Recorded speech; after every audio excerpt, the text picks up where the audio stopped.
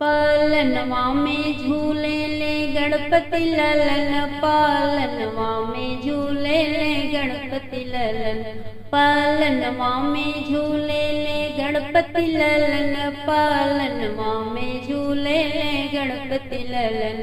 ताली बजा के राम जी झूलावे, ताली बजा के राम जी झूलावे, राम जी झूलावे, लखन जी झूलावे। सीता जी गणपति के चूमे चरण, पालनवा में झूले ले गणपति ललन, पालनवा में झूले ले गणपति ललन, पालनवा में झूले ले गणपति ललन। ताली बजा के ब्रह्मा जी झूलावे, ताली बजा के ब्रह्मा जी झूलावे, ब्रह्मा जी झूलावे हो नारद जी झूलावे।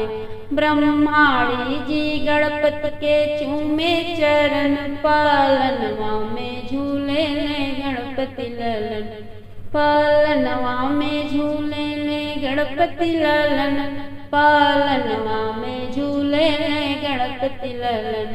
ताली बजा के विष्णु जी झूलावे, ताली बजा के विष्णु जी झूलावे, विष्णु जी झूलावे, सब देवगण झूलावे।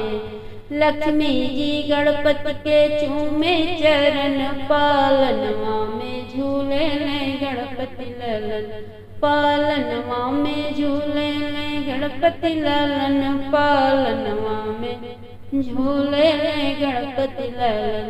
ताली बजा के कान्हा जी झूलावे, ताली बजा के कान्हा जी झूलावे, कान्हा जी झूलावे हो राधा जी झूलावे।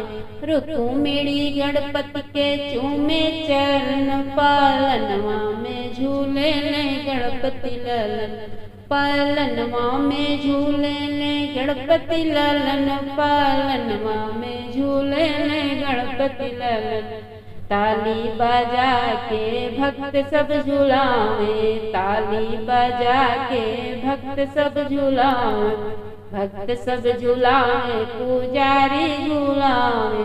सखी सब मिली जुली चूमे चरण, पालनवा में झूले ले गणपति ललन, पालनवा में झूले ले गणपति ललन, पालनवा में झूले ले गणपति ललन।